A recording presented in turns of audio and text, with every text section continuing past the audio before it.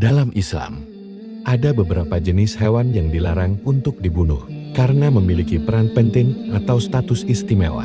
Dalam sebuah hadis yang diriwayatkan oleh Ibnu Abbas, Rasulullah bersabda bahwa ada 4 jenis hewan yang tidak boleh dibunuh: semut, lebah, burung hudhud, dan burung surat semacam burung gereja.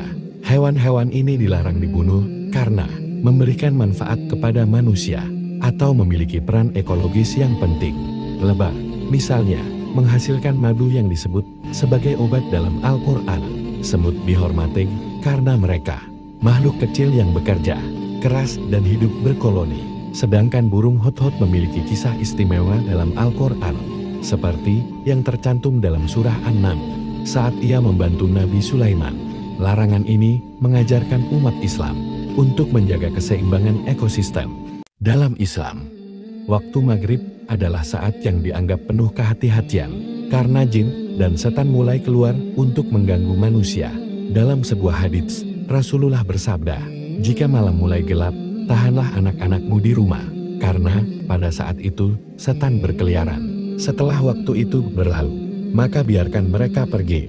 HR, Bukhari dan Muslim. Setan di waktu maghrib seringkali menggoda manusia untuk melalaikan ibadah, seperti melalaikan salat maghrib atau membuat suasana rumah menjadi tidak harmonis.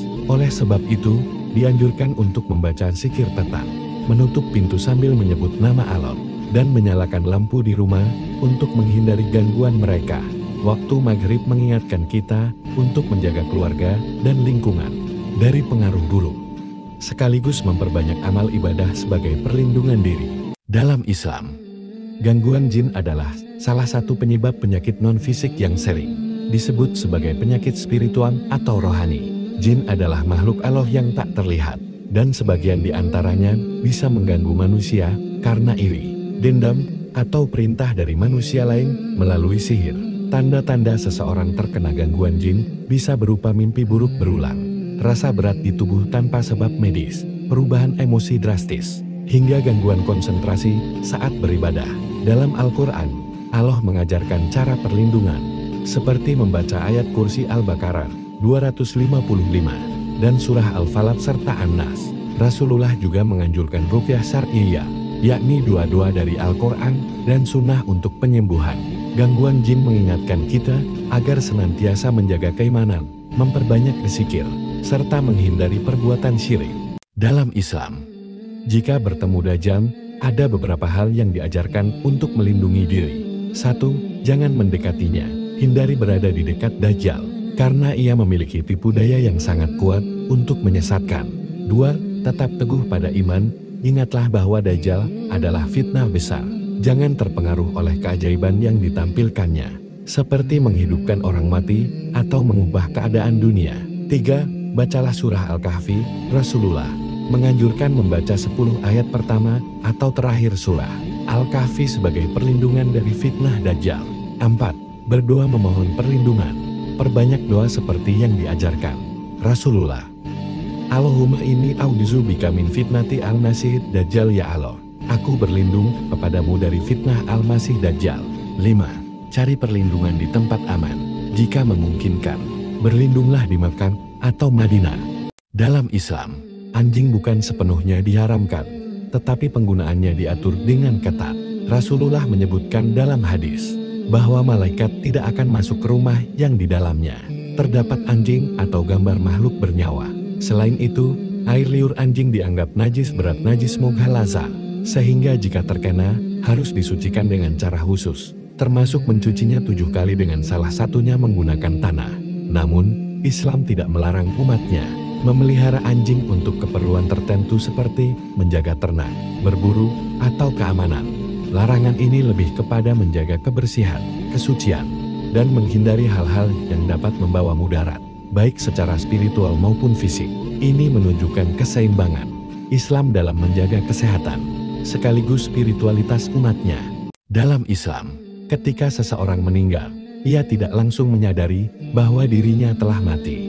Dalam narasi Islam, hal ini digambarkan melalui pengalaman ruh yang keluar dari jasad. Saat nyawa dicabut, ruh berada dalam keadaan bingung dan terkejut.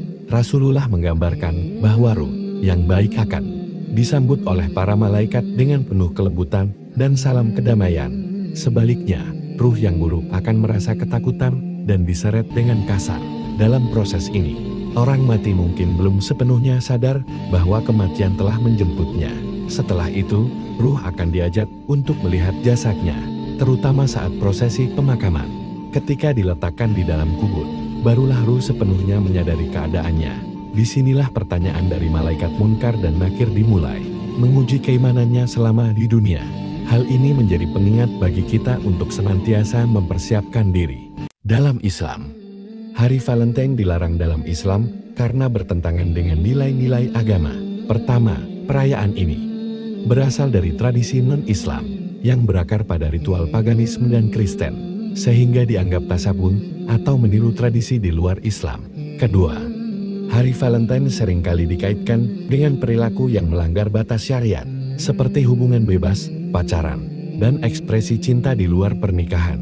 Islam menganjurkan cinta dan kasih sayang, tetapi dalam batasan yang halal dan sesuai syariat, terutama dalam keluarga. Karena itu, umat muslim dianjurkan untuk menunjukkan cinta setiap hari dengan cara yang sesuai dengan ajaran Islam, bukan melalui perayaan tertentu yang tidak sesuai dengan nilai-nilai agama. Dalam Islam, keberkahan rumah bisa dicabut jika penghuni melalaikan perintah Allah dan Rasul-Nya. Beberapa perkara yang menyebabkan hal ini antara lain: 1. Meninggalkan salat. Salat adalah tiang agama. Rumah yang tidak ditegakkan salat di dalamnya akan kehilangan keberkahan.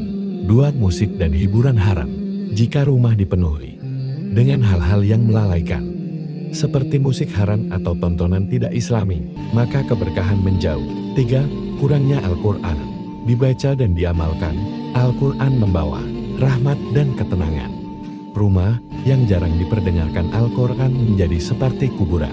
4. Fitnah dan perselisihan. Jika rumah penuh dengan konflik, gosip, dan fitnah, maka malaikat rahmat tidak akan hadir. 5. Pemasukan haram. Makanan, pakaian, atau harta yang berasal dari sumber haram akan mencabut keberkahan seluruh rumah. Dalam Islam, ada beberapa hobi atau aktivitas yang dilaknat oleh Allah SWT karena bertentangan dengan ajarannya. Salah satunya adalah hobi berjudi. Judi, dalam bentuk apapun, dilarang keras dalam Al-Quran. Allah berfirman, "Wahai orang-orang yang beriman, sesungguhnya hama atau minuman keras, judi, berhala, dan undian adalah perbuatan keji dari setan. Maka jauhilah agar kamu beruntung." QS Al-Maidah 90. Berjudi tidak hanya merusak akhlak, tetapi juga menghancurkan kehidupan, menimbulkan permusuhan, dan menjauhkan seseorang dari ibadah. Selain itu, hobi yang melibatkan maksiat seperti menyebarkan fitnah, menonton, atau mendukung hal yang haram juga dilarang. Sebagai muslim, kita dianjurkan mencari hobi yang bermanfaat, seperti membaca Al-Quran, olahraga, atau berdakwah. Dalam Islam, hukum mengunggah foto atau video mayat dalam Islam memerlukan pertimbangan yang cermat. Dalam Islam, menjaga kehormatan dan martabat jenazah adalah hal yang sangat penting. Rasulullah SAW bersabda, mematahkan tulang mayat itu seperti mematahkannya ketika hidup. H.R. Abu Dawud. Hal ini menunjukkan betapa Islam menekankan penghormatan terhadap jenazah. Mengunggah gambar atau video jenazah tanpa tujuan yang jelas, seperti untuk mengabarkan kabar duka atau memberikan peringatan, dapat dianggap melanggar kehormatan tersebut, terutama jika keluarga almarhum tidak mengizinkan. Selain itu, jika hal itu menimbulkan fitnah, rasa takut, atau ketidaksenangan bagi orang lain, maka sebaiknya dihindari. Namun, jika bertujuan syar'i, seperti untuk edukasi atau dakwah, hal ini diperbolehkan dengan izin keluarga.